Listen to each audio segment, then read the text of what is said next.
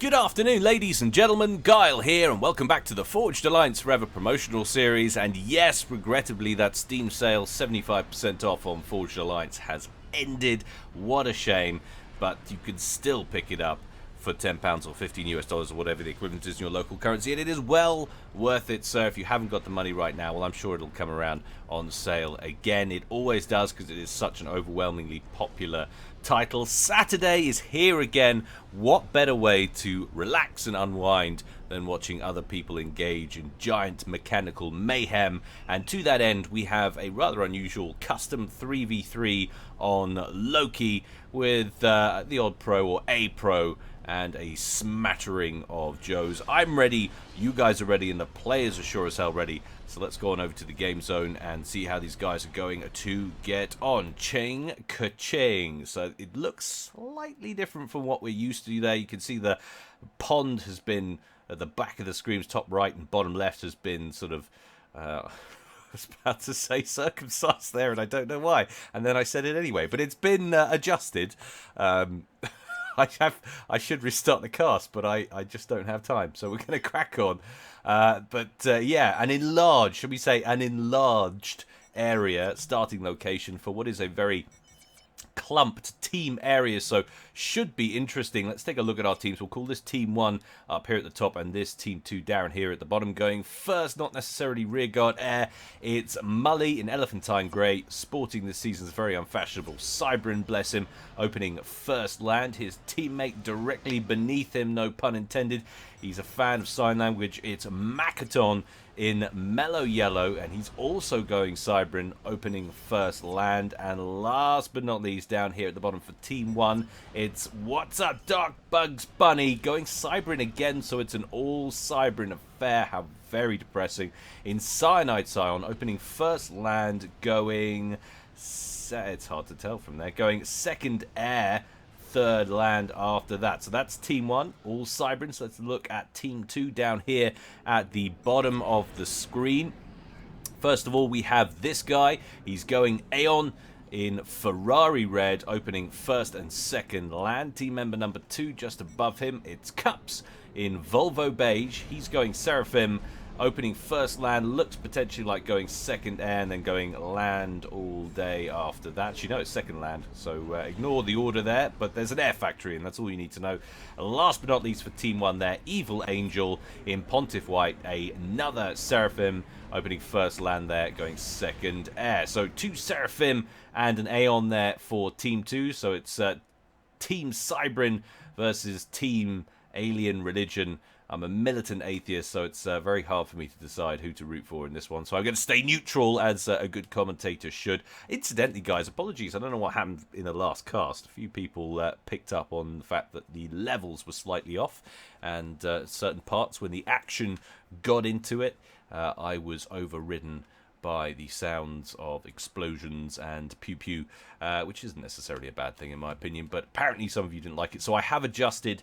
If it's gone too far, yell at me. If it hasn't gone far enough, you feel free to do the same. Game quality at 93.5% there. That is what we consider a balanced game here at Guilecast. So the ACUs are emerging from their base. Well, I say that, 3 of them are.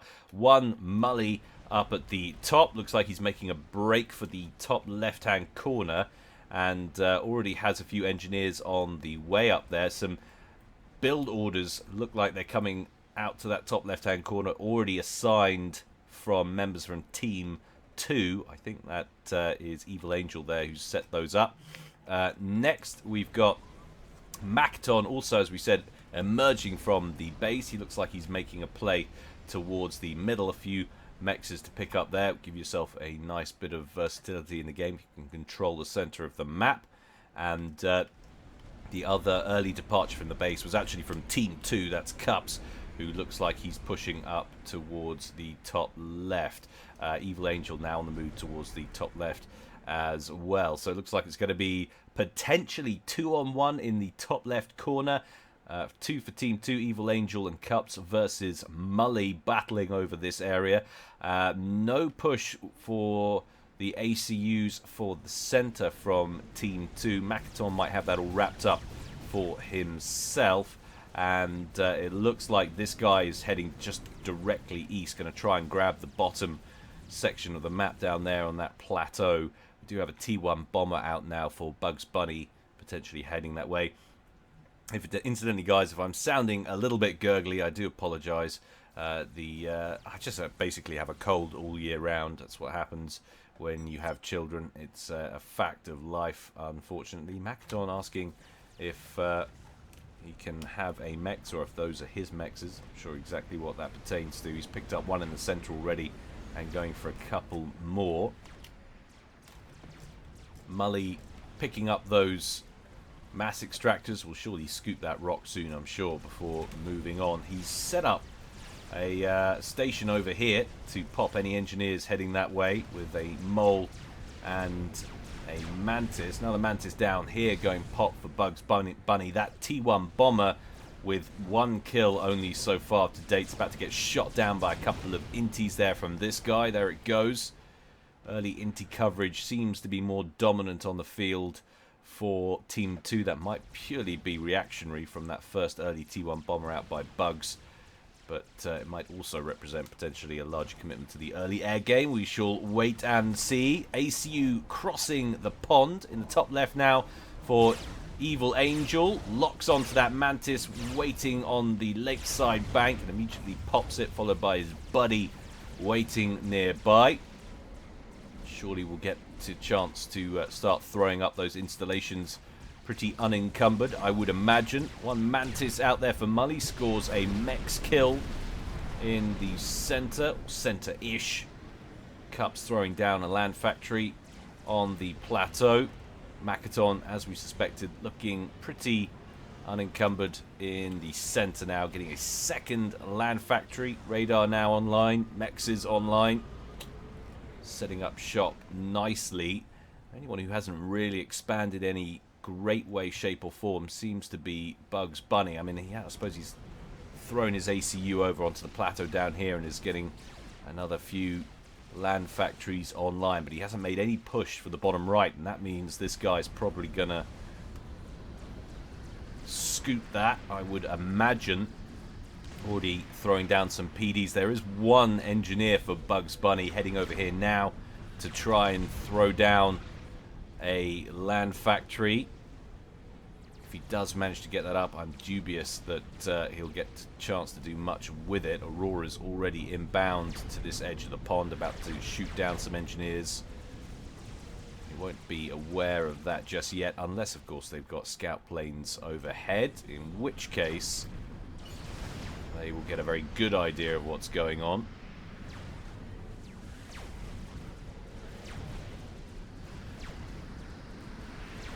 Early mass totals have mass leads at the moment for Bugs Bunny and Evil Angel. That's the two players from each team sitting closest to the center of the map. Both for a moment there on 35 per tick, now 39 for Bugs, 37 for Evil Angel. Short stacking seems to be cups, but that's power related mainly. Power locked by about 300 to 400 net. Needs to get that sorted out ASAP.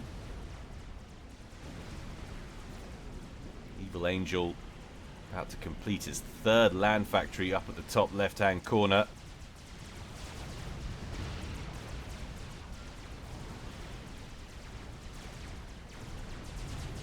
And indeed, there went the engineer trying to get that land factory online. If Bugs wants to make an assault on the bottom right, he's going to have to set up shop further back and breach the territory over land. Hydro goes down there for this guy. Was he relying on it? Well, he was a little bit. Power totals stable now, though. So, taking a look at the actual territory picture, because it's sometimes a little confusing. That's where we're at there for Team 1. Slight bulge heading into Team 2's territory there. And that's where we're at for Team 2. So, actually, it's tough to say because it looks like Team 1's got a lot more, but both corners in Team 2's possession. So overall, I'd say potentially that's more mass going into the coffers for Team 2 than Team 1. They have less overall territory, but more important territory. The question is, can they hold on to it? Lots and lots of Mantis now stacking up over here for Mully. But of course, ACU slightly further back. He is moving forward.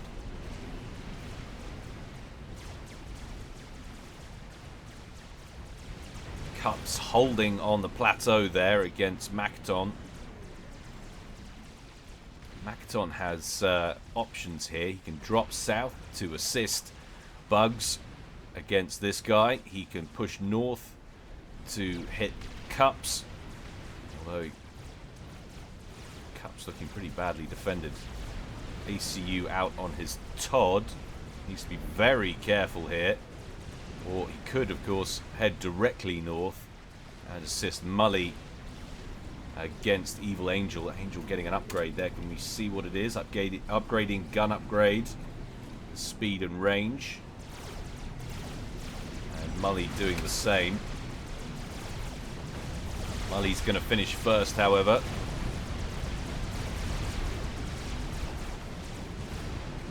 Large complement of Zuis in the mix here for Evil Angel. Mully now completes though and moves forward with his commander. Evil Angel is about 60% done on his upgrade. 10 minutes gone in this one. Mully needs to keep on the move though, avoid that Zui fire. Doesn't want to waste crucial hit points on board that paper thin Cybran commander.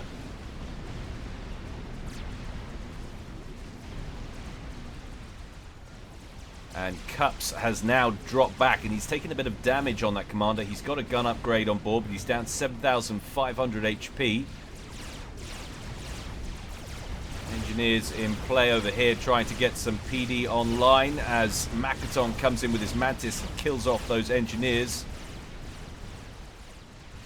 Meanwhile, look at the amount of forces that this guy's amassing down here. Bugs Bunny just about keeping on top of things. 46 mass per tick for this guy, 47 for Bugs Bunny. How long that will last, though, is anybody's guess. Evil Angel completes his commander upgrade. And Mully's already taken a lot of damage. He's into the yellow now quite comfortably. 6,800 hit points there. Needs to keep moving and avoiding that Zui fire. Lots and lots of white T1 heading up from two different sources, two different manufacturing facilities, 4 land factories there, 4 up there with another 3 on the way. Evil Angel prioritizing mass T1 spam. It's going to be a lot of spam in this game, you would feel. Mully still happy to contend with his commander. Could be risky. 5,900 HP, and now Cups has come to join the party from the lower plateau just to the south. He is had some damage, as we discussed earlier. 6,000. Well, it took a rank in veterancy now, up to 9,400. 5 points away from vet for Mully. He's going to get a chunk of HP back on his commander. But 2 commanders versus 1. Needs to be very careful indeed. Meanwhile, down in the bottom right-hand corner, this guy looks like he's about to break Bugs Bunny. Poor little chap. 30-odd% done on his upgrade, whatever it is he's doing there. But he looks like he's losing land factories. Mully needs to pay attention, though. His commander's getting unnecessary hits from Zui fire. Down to 5,000 hit points there. Cups looking a lot healthier after the odd rank in vet.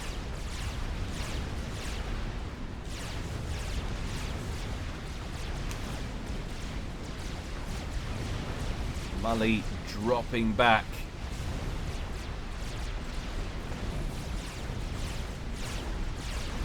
$5,000 hit points.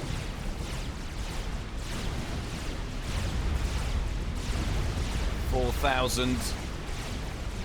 Continuous tide of white T1 Zuis mostly heading in from the west. Mully down to 2,200.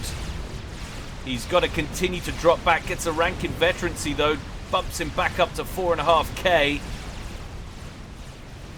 Starting to think like he's going to need some assistance, although we're getting some pressure being applied to the central base now of Evil Angel from Makaton as he pushes forward with his comm and a significant band of Mantis.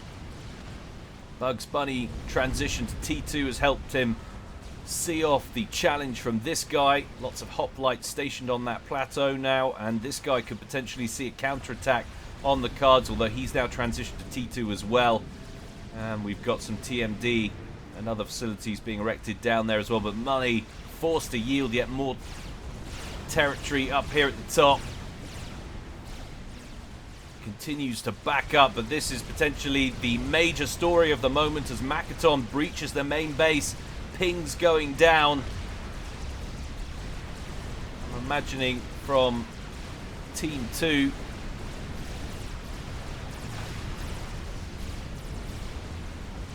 Lots and lots of Mantis breaching into Evil Angel's base. Engineers trying to throw up some point defense. One of them online, and Makaton has to take that down with his commander. No Medusas in this unit mix at all. Steps forward. Takes it down. Can they kill off the NGs before the next one completes? Yes, they can. Nicely handled. Back up to the top. See how Mully's doing.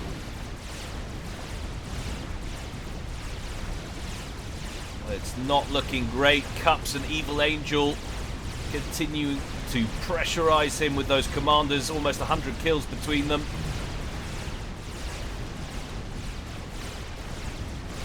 Mully himself up to 85 on that commander. 3-starred comm. Evil Angel, though, still at 62 mass, despite the amount of yellow Mantis in his base, but he's about to lose another T2 mechs, potentially a third down there.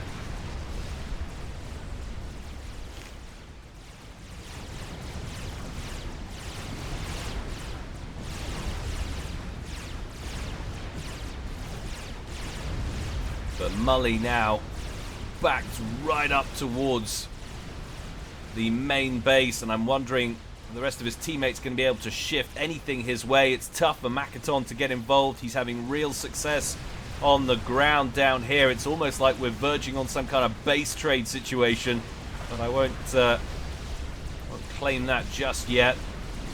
Long way to go before we're in that kind of situation. T2 PD denied. Another one destroyed.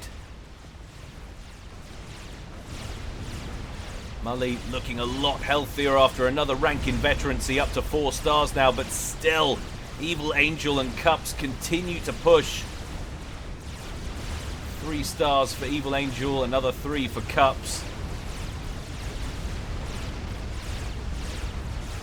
Mully very careful at the moment to keep his ACU only in range of one of the opposing ACUs. But he's losing land factories all the time. Meanwhile, back to the bottom left, Makaton needs to finish off Evil Angel's 2 other mass extractors over there. But he smells blood, senses the opportunity to mute a second player's main base as well. Wants to inflict as much damage as is humanly possible. This guy torn potentially between going to assist the main base and holding his position. He's getting an upgrade on his commander at the moment. Attack missile launcher over here, down to about 50% of its health. But Mully right up to the main base now. Evil Angel and Cups are about to breach Makaton's main base. He's going to get a taste of his own medicine. We're going to have to go to split screen now to keep an eye on these 2 theaters simultaneously because too much is going on. I can't believe those 2 T2 mechs are still in operation. He needs to get a handle on that and take that down ASAP, but he has redirected more forces to it. Makaton looking very healthy and almost unchallenged in that main base of Team 2. Mully, meanwhile, putting up a very good fight as he's been backed up all the way to their starting location. Bugs Bunny throwing down Cerberus turrets on his base, but otherwise very little going on from Makaton's. That's all going to be destroyed. I think Evil Angel pushing up towards Mully's starting location right up at the top right.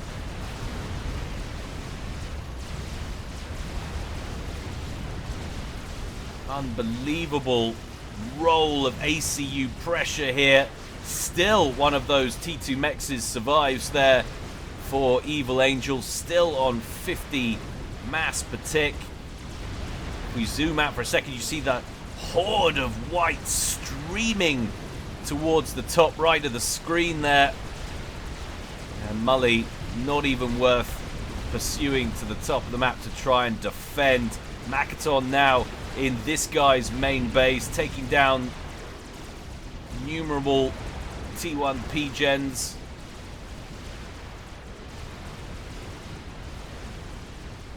Not a lot coming in terms of unit reinforcements though from Makaton, and why is that? Because he's only producing 7 mass per tick.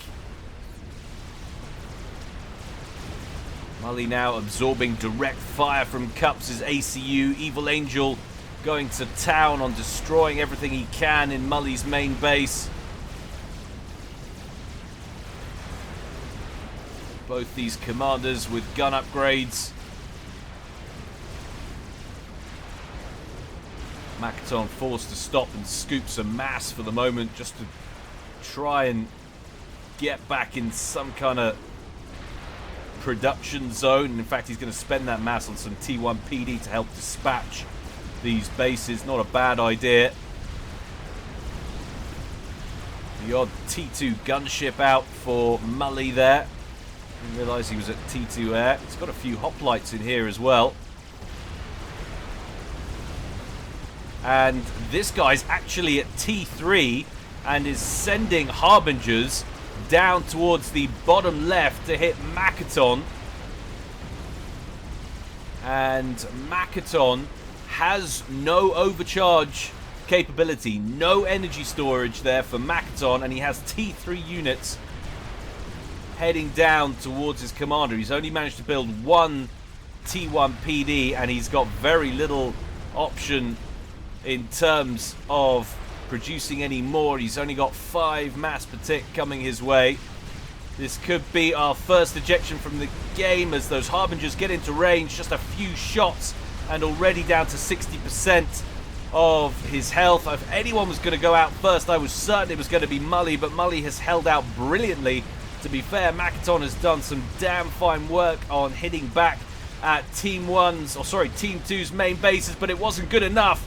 And this guy dispatches Makaton at 20 minutes and 20 seconds with a quick Harbinger push. We can go back to single screen and head up to the top right-hand corner where Mully continues to defend against ever increasing odds. All of those T1 units which were heading directly towards the top right are now being redirected towards Bugs Bunny's main base. Mully now entering that very same base, heading up towards the T2 PD for some extra protection. Bugs Bunny, meanwhile, goes pop down here. I don't know if that was a suicide or a snipe, but nonetheless, he is down and out, leaving Mully all by his lonesome. And surely that is game over.